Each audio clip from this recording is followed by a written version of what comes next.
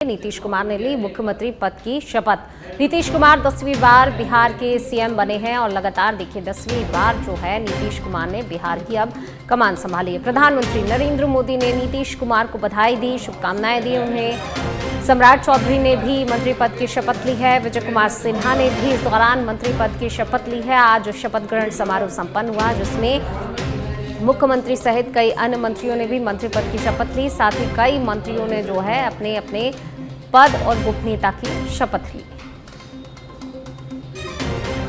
नीतीश कुमार 10वीं बार जो है लगातार अब बिहार राज्य की कमान संभालते हुए नजर आएंगे। एक बार फिर नीतीश कुमार बिहार के सीएम के तौर पर शपथ ले चुके हैं और अब देखिए आगे जो है नई सरकार में विभागों का बंटवारा भी होगा।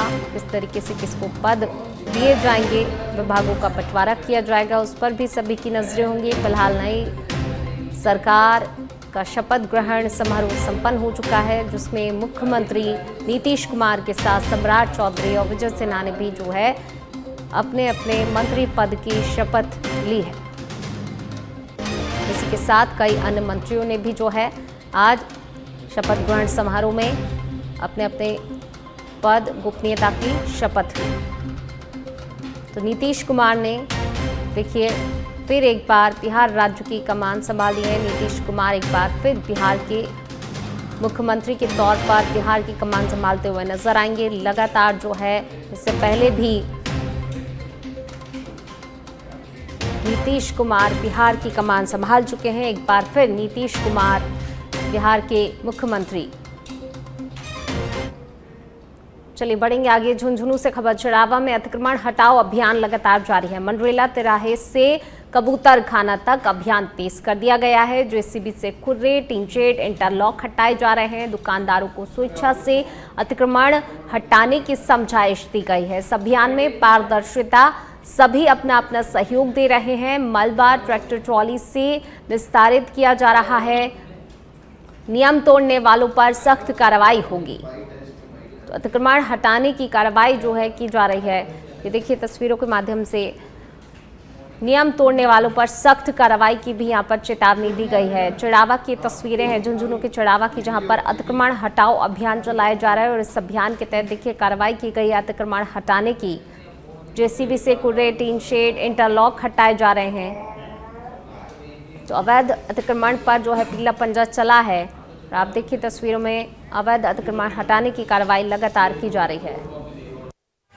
अभियान बहुत ही अच्छा कार्य कर रहा है, कोई पक्षपात किसी के साथ नहीं कर रहे। रास्ते हैं वो काफी चौड़े हो गए हैं। जनता, दुकानदार सब अतिक्रमण अभियान का सहयोग करें।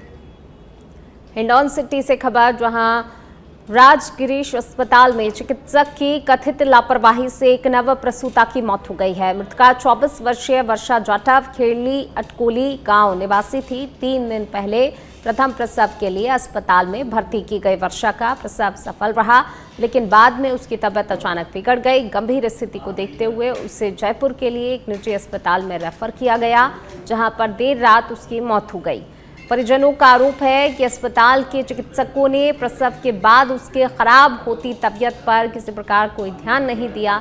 गुरुवार सुबह शव हिंडौन लाया गया, तब सैकड़ों ग्रामीण और परिजन अस्पताल के सामने जमा हो गए और नारेबाजी की और डॉक्टर को बुलाने की मांग की गई। सूचना पर हिंडौन कोतवाली थाना मौके पर पहुंचकर परिजनों को समझाइश करते हुए नजर आए।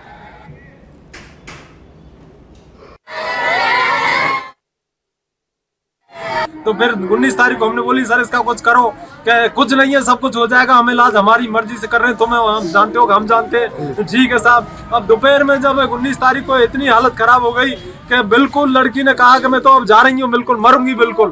तो फिर हमने कहा भाई इसको देखो। जब इन्होंने जांच के लिए खून जांच का सैंपल लिया है, फिर से हमको बोला कि ये तो इसकी तो प्लेटलेट डाउन है, इसको हमारी तरफ से कहीं ले जाओ या ब्लड ग्रुप लाओ। फिर हम जैसे तैसे किसी से ब्लड ग्रुप लेकर आए, 2-3 बंदे। इन्होंने कहा डायरेक्ट खून चढ़ाते हैं, इनके प्लेटलेट तो बनेगी नहीं। तो राज्य सरकार द्वारा धर्म परिवर्तन को लेकर ऐतिहासिक कानून लागू किया जाएगा। गृह राज्य मंत्री जवाहर बहड़म ने मीडिया से बातचीत करते हुए कहा कि अब किसी भी प्रकार के प्रलोभन, धोखाधड़ी या फिर दबाव से धर्म परिवर्तन करवाने वालों के खिलाफ कड़ी कार्रवाई की जाएगी और लंबी सजा का भी प्रावधान रखा जाएगा। मंत्री बहड़म का दावा है कि राज्य में गरीब लोगों को निशाना बनाकर धर्म परिवर्तन करवाने की शिकायतें लगातार सामने आती रही हैं, जिन्हें रोकने के लिए ये कानून जरूरी था। बहुत ही देखिए, राजस्थान की सरकार ने बहुत ही ऐतिहासिक कदम उठाकर राजस्थान धर्म संप्रदाय प्रतिषेध विधेयक राजस्थान में लागू किया और उसमें 7 साल से 14 साल तक की कठोर कारावास, 5 लाख तक का जुर्माना करने का प्रावधान किया। मैं समझ सकता हूं पूरे देश में जो भी धर्म परिवर्तन के विरोध में कानून बने हैं उनमें राजस्थान में बहुत ही प्रभावी और धर्म परिवर्तन कराने वाले लोग या संस्थाओं के विरुद्ध कठोर कार्रवाई करने वाला कानून बनाया है। लेकिन मुझे कहने में कोई संकोच नहीं है कि राजस्थान प्रदेश कांग्रेस के अध्यक्ष सम्मानीय डोटासरा जी इस कानून को लेकर तिलमिलाए हुए हैं और उनके जो सोच और उनका जो नजरिया है उससे ये साफ लगता है कि एक धर्म विशेष के लोग और कुछ मिशनरीज जो राजस्थान में गरीब लोगों को प्रलोभन देकर, डराकर, धमकाकर धर्म परिवर्तन का काम करते थे, उनको ये पिछले दरवाजे से ही नहीं प्रत्यक्ष रूप से भी सपोर्ट। चलिए बढ़ते आगे, बात भरतपुर की करेंगे, जहां भरतपुर के रुदावल में सरकारी और निजी स्कूलों में अर्धवार्षिक परीक्षा शुरू हो गई है। आज से अर्धवार्षिक परीक्षाओं का आयोजन किया गया है। 2 पारियों में ये परीक्षाएं हो रही हैं। पहली पारी सुबह 9:30 बजे से और दूसरी पारी दोपहर 1:15 से शुरू होगी। मोरोली डांग के अनीता अवाल उच्च माध्यमिक विद्यालय में अंग्रेजी की परीक्षा चल रही है। तो अर्धवार्षिक परीक्षाएं शुरू हो चुकी हैं आज से और 2 पारियों में परीक्षाएं आयोजित की जा रही हैं। सरकारी और निजी स्कूलों में सभी जगह एक साथ जो है ये अर्धवार्षिक परीक्षाएं शुरू हो चुकी हैं। आज से 2 पारियों में फिलहाल परीक्षाएं आयोजित हो रही हैं। भरतपुर के रुदावल की तस्वीरें हैं जहां पर सरकारी और निजी स्कूलों में अर्धवार्षिक परीक्षाएं शुरू हो चुकी हैं। आज से इन परीक्षाओं का आयोजन किया गया है। बढ़ेंगे आगे, जालौर के भीनमाल से खबर है जहां उप कारागृह में एडीजी राजेंद्र साहू का औचक निरीक्षण देखने को मिला। जेल की भोजन व्यवस्था और सफाई पर सख्त दिशा निर्देश भी दिए गए हैं। वहीं कैदियों के स्वास्थ्य को लेकर न्यायाधीश ने गंभीरता जताई है। जेल प्रशासन को लापरवाही न करने की चेतावनी भी दी गई है। निरीक्षण के दौरान जेलर हनुमान मीणा मौजूद रहे। उप कारागृह में एडीजी ने निरीक्षण किया। जेल की भोजन व्यवस्था और सफाई को लेकर यहां पर व्यवस्थाएं देखी गई, किस प्रकार की व्यवस्थाएं और इसको लेकर आवश्यक दिशा निर्देश भी दिए गए। कैदियों के स्वास्थ्य की भी उन्होंने जानकारी ली। वहीं जेल प्रशासन को लापरवाही न करने की चेतावनी भी दी गई। बारां जिले के शाहबाद से खबर, जहां अखिल राजस्थान संयुक्त कर्मचारी महासंघ राजस्थान ब्लॉक शाखा शाहबाद ने प्रदेश में कर्मचारियों पर बढ़ते प्रशासनिक दबाव, मानसिक प्रताड़ना और आत्महत्या की घटनाओं को लेकर मुख्य सचिव राजस्थान सरकार के नाम उपखंड अधिकारी को ज्ञापन सौंपा है। संगठन का कहना है कि अत्यधिक तनावपूर्ण माहौल में 2 कर्मचारियों ने 5 दिनों के अंदर आत्महत्या कर ली, जिससे कि कर्मचारी वर्ग में गहरा आक्रोश और असुरक्षा की भावना पैदा हो गई है। महासंघ ने इन घटनाओं पर प्रभावी रोक, दोषियों पर सख्त कार्रवाई, प्रशासनिक सुधार की तत्काल मांग उठाई है।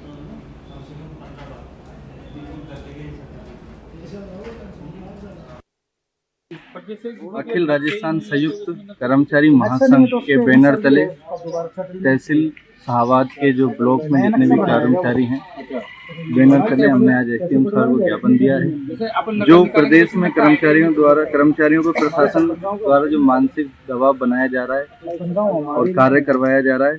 शंकर लाल जी मीणा एक हमारे बीएलओ थे, अत्यधिक दबाव के कारण उन्होंने आत्महत्या कर ली। उनको न्याय दिलाने के लिए और अनावश्यक जो दबाव बनाया जा रहा है उसके लिए 4 चरण तय किए गए हैं। उस प्रथम चरण में 18/11 को आज हम ज्ञापन। रामदेवरा रेलवे स्टेशन पर घायल बैल सुबह से सड़क पर तड़प रहा था, लेकिन आसपास मौजूद हजारों लोग मदद के लिए आगे नहीं आए। रात 9 बजे रामदेवरा निवासी पशु प्रेमी कवराज राम भील और उनके पास से 7 समर्थक मौके पर पहुंच गए और बैल का देसी तरीके से उपचार किया। बैल के पेट में जमा गैस और सूजन के कारण उसे सांस लेने में कठिनाई हो रही थी। पशु प्रेमियों ने मीठा तेल और अन्य सामग्री का घोल पिलाया और खाली सुई की मदद से पेट दबाकर गैस निकाली। करीब 2 घंटे की मेहनत के बाद बैल की गैस पूरी तरह बाहर निकाली गई। इस दौरान आसपास मौजूद लोगों ने भी देखा कि पेट से निकाली गैस को लाइटर से जलाया जा सकता था। इस प्रयास के लिए ग्रामीणों ने कवराज राम और उनके समर्थकों का आभार व्यक्त किया, जिन्होंने घायल नंदी महाराज को बचाने में अहम भूमिका निभाई।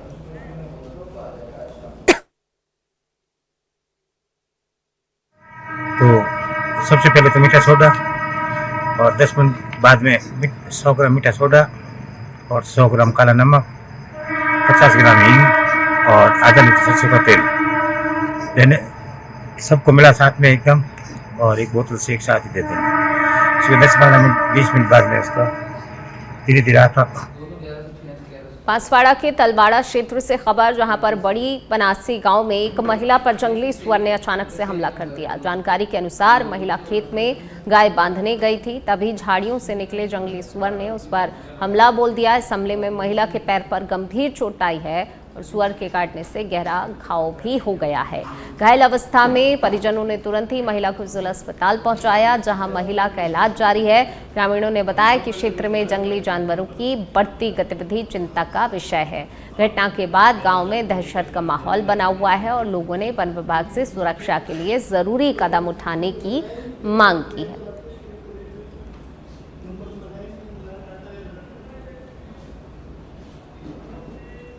धौलपुर में बुधवार शाम बसेड़ी थाना क्षेत्र के बरई गांव के पास एक सड़क दुर्घटना में बाइक सवार 45 वर्षीय पुरान पुत्र मांगीलाल शर्मा की मौत हो गई, जबकि उसके साथ सवार अशोक गंभीर रूप से घायल हो गया।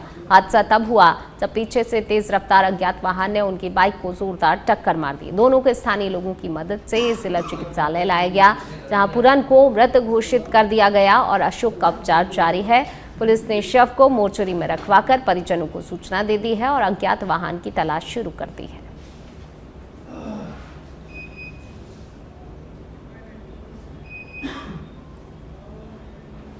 और अब खबर टोंक के उनियारा से, जहां पत्रकार को चिकित्सा विभाग की लापरवाही उजागर करना भारी पड़ गया। जी हां, समय पर नहीं आने वाले चिकित्सा कर्मियों की पोल खोलने पहुंचे पत्रकार पर हमला कर दिया गया। नगर फोर्ट में पत्रकार हेमराज धाबई से चिकित्सा विभाग के गुंडों ने मारपीट की, पत्रकार को दी जान से मारने की धमकी।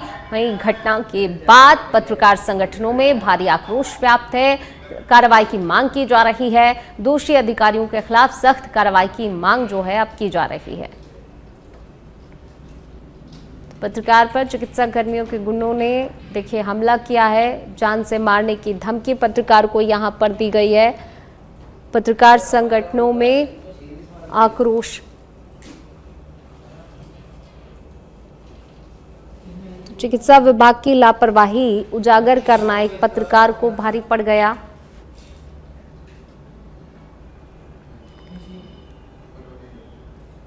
चिकित्सा कर्मियों के गुंडों ने जो है इस पत्रकार को जान से मारने की धमकी दी, मारपीट की गई, जिसको लेकर पत्रकार संगठनों में काफ़ी ज़्यादा आक्रोश व्याप्त है। और अब इनकी तरफ से जो है जो गुंडागर्दी करने वाले लोग हैं, जिन्होंने मारपीट की है, धमकाया है, उनके खिलाफ कार्रवाई की मांग की जा रही है। और कार्रवाई की मांग जो है अब तेज हो चली है।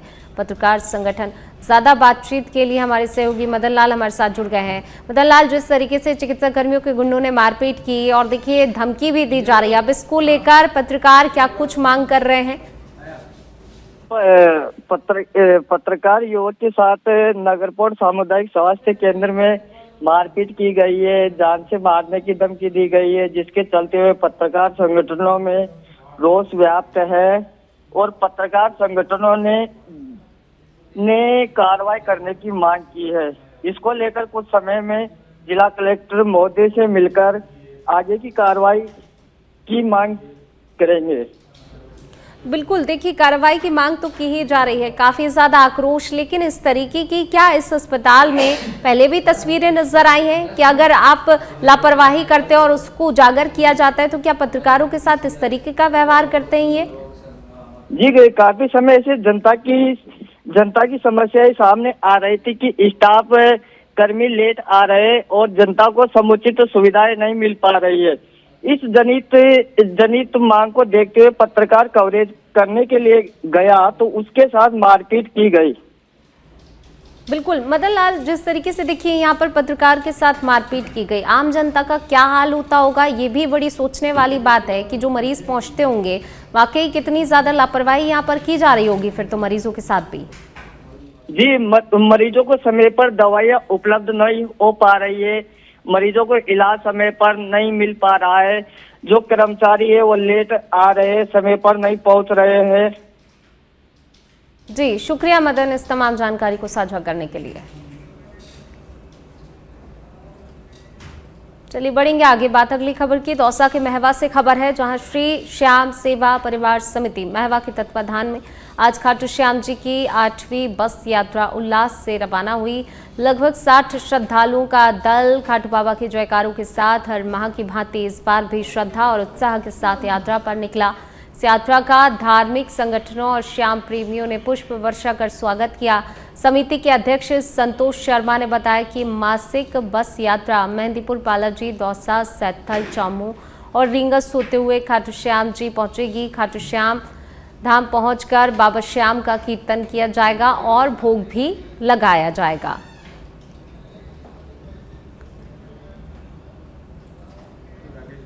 चलिए बढ़ेंगे आगे। मध्य प्रदेश के मुख्यमंत्री डॉक्टर मोहन यादव शुक्रवार को पवई विधानसभा क्षेत्र के शाहनगर पहुंचे और विशाल आम सभा को संबोधित करते हुए 82 करोड़ रुपए से अधिक लागत के विभिन्न निर्माण एवं विकास कार्यों का लोकार्पण और भूमि पूजन किया। लाडली बहना योजना से जुड़ी बड़ी संख्या में महिलाओं की उपस्थिति उल्लेखनीय रही, जिन्हें संबोधित करते हुए मुख्यमंत्री ने उनके आर्थिक और सामाजिक सशक्तिकरण के प्रति सरकार की प्रतिबद्धता दोहराई। उन्होंने कहा कि केन बेतवा लिंक परियोजना से क्षेत्र के किसानों को बड़ा लाभ मिलेगा और बुंदेलखंड का विकास तेज होगा। समय कम होने के बावजूद मुख्यमंत्री ने कई महत्वपूर्ण घोषणाएं की, जिनमें साईं नगर और रायपुर में नए कॉलेज, बोरी मार्ग का उन्नयन, 2 नए स्वास्थ्य केंद्र, पुराने बांधों का सुधार और पवई विकास खंड के शाहनगर को नगर पंचायत बनाने की घोषणा शामिल है। बिहार की जीत के लिए पन्ना हीरे जैसे तगड़े घंटा और हमारी बहन को भी राम जोरदार को बहनों के लिए हर महीने भाई दूज 51 दिन अगर कहीं बन रहा है तो मध्य प्रदेश की धरती में बन रहा जोरदार बहनों के लिए भी 1,500 से जोड़ तो 18,000 रुपया साल, ये उन कांग्रेसियों को जवाब है। सीकर जिले के श्री बहादुरपुर के कल्याणपुरा स्थित ढाणी डेरावाली में आज राजस्थान उच्च न्यायालय के आदेश पर प्रशासन ने करीब 30 साल पुराने अतिक्रमण को हटाने की बड़ी कार्रवाई की। हाईकोर्ट ने निर्देश दिया कि यदि स्थगन आदेश प्राप्त नहीं हुआ तो 3 दिनों में अतिक्रमण हटाकर रिपोर्ट पेश की जाएगी। इसी के तहत प्रशासन भारी पुलिस सुरक्षा के साथ मौके पर पहुंचा और जेसीबी मशीनों से कच्चे पक्के ढांचे को ध्वस्त किया। कार्रवाई का ग्रामीणों ने विरोध भी किया। महिलाओं ने सड़क पर टायर जलाकर करीब 2 घंटे तक प्रदर्शन किया, जिससे माहौल तनावपूर्ण हो रहा। स्थिति को नियंत्रण में रखने के लिए एसडीएम अनिल कुमार, सहायक कलेक्टर ज्वाला, सहायक मीणा, एएसपी, डीएसपी सहित कई थानों का पुलिस जाब्ता मौके पर मौजूद रहा।